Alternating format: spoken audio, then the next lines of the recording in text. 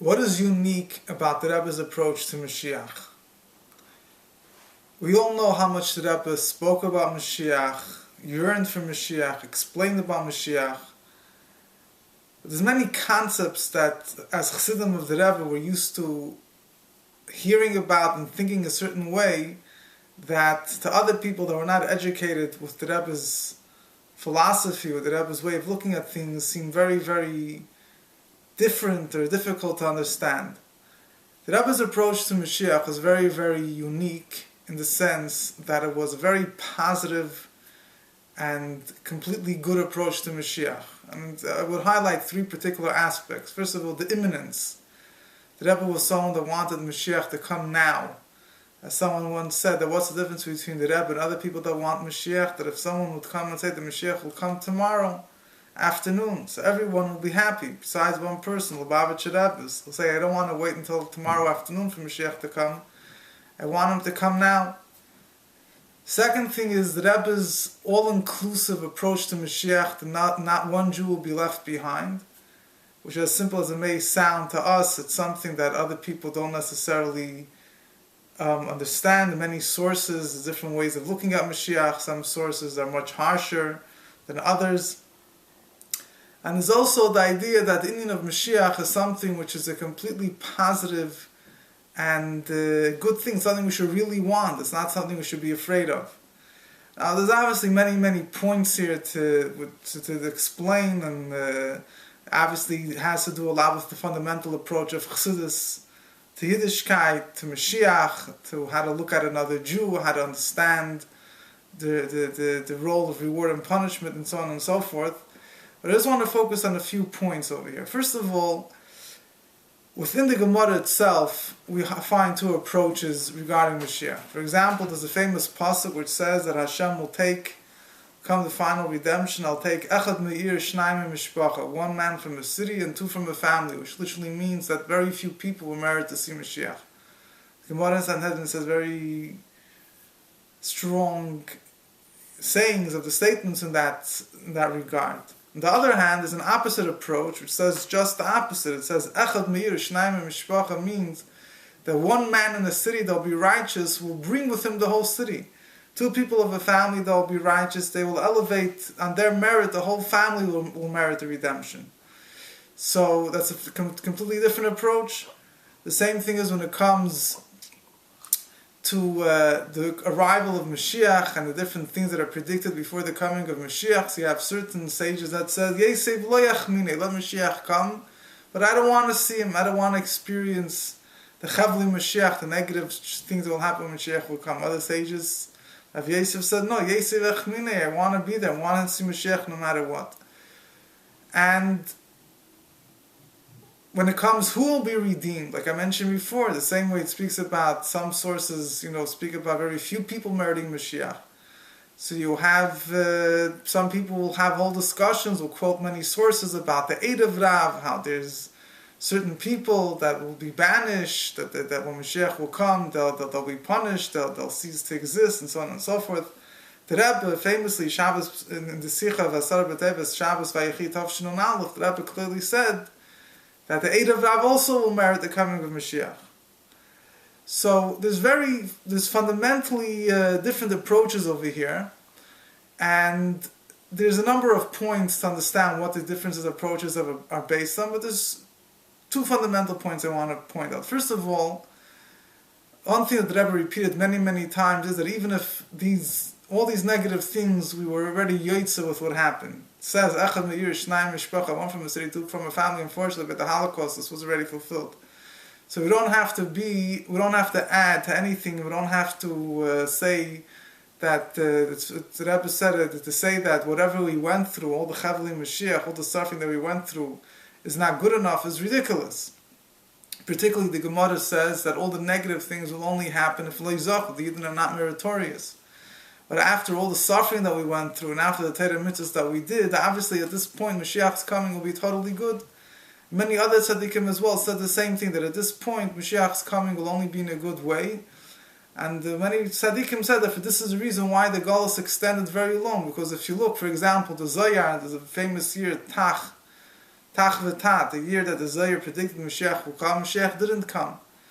And one of the Mikdash Melech, he writes, the reason is because the Zohar describes the Moshiach's coming with much suffering, and in order that we should avoid the suffering, Moshiach's coming was pushed off so that the suffering of Golus throughout the years should, so to say, be yotzah, that will be yotzah the suffering that will happen before Mashiach comes.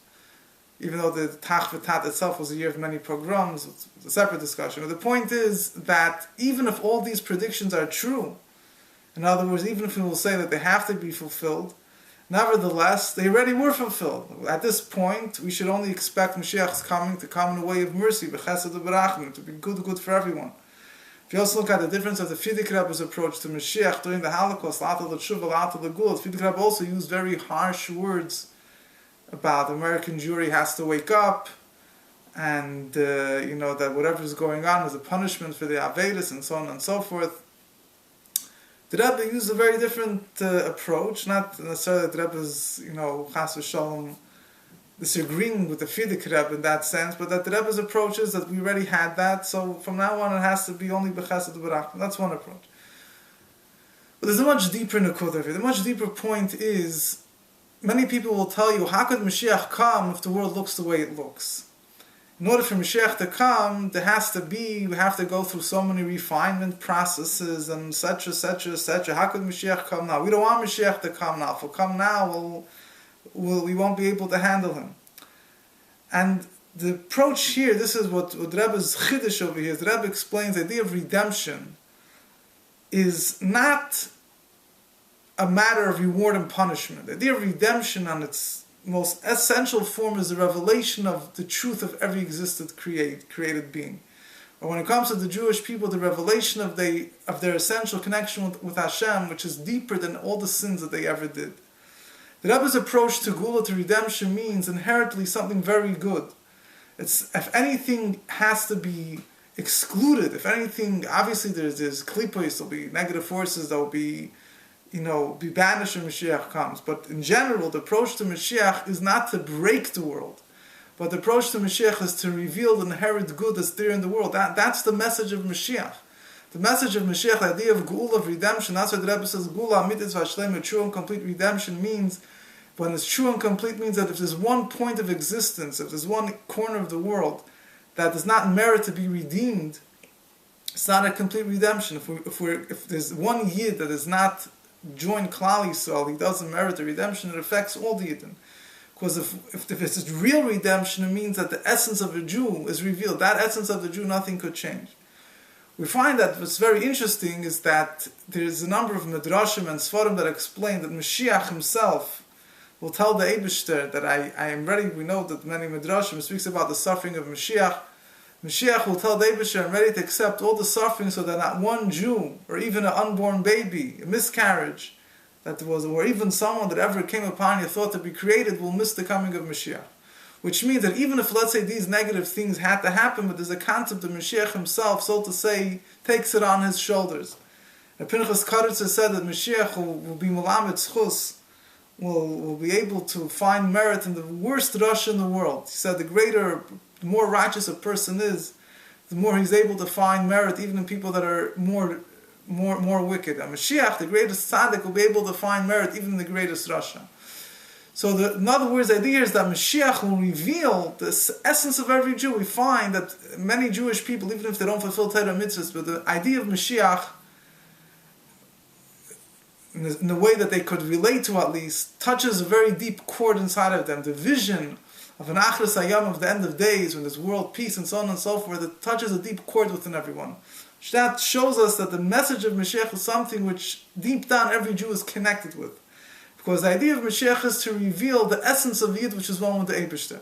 So the Rebbe said, true Yidden might have Avedas, but first of all, we already Yitzah with everything that went through in the time of Galus. And more particularly, the idea of Gula, the idea of redemption is that there will come a time, at the essence of the Jew will be revealed, that essence will wipe away the effect of the sin. So this is really, in a certain sense, a certain, possible to say at least, it's the chiddush, it's the novelty of Chassidus. We know in general, when it comes, when we discuss about bringing godliness in the world, there's different approaches. Even Kabbalah, which speaks a lot about mysticism, about revelation of godliness in the world, we know that in Kabbalah, a big emphasis is brought on the idea of sigufim, taniyos, fasting, afflicting the body, how Gashmi is the physicality of the world has to be refined through very intense processes in order that it should be able to receive godliness. The Chiddush of the Baal Shem Tov was much deeper than Kabbalah. The Chiddush of Chassidus is the idea of Pnimiyus Atik, which Rebbe explains in the Maimer, Padav V'Shalom Tavshin Chavav. The highest levels of godliness reveal how the world itself is one with Hashem. You don't have to break the world in order to reveal godliness. The world, as if godliness and the world are two separate things, so then the world, it has to lose itself in order to be able to become a proper receptacle for godliness. But when the essence is revealed, when v'nikl k'void Hashem v'roch habasa, the essence of godliness is revealed, at that level, the world itself is one with Hashem. You don't have to smash the world in order to connect it with Eibishter.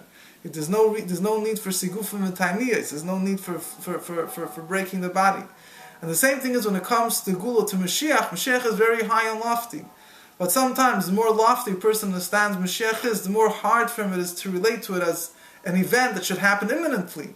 And it will be good for everyone, and it's all inclusive. He says it's so high, it's so lofty, we spend thousands of years getting ready for it.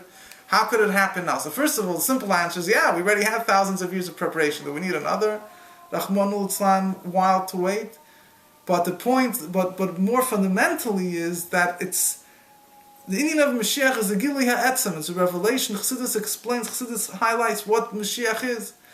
Moshiach is not just a revelation and godliness in the world, where the world and godliness are two separate things, but how godliness is one thing with the world.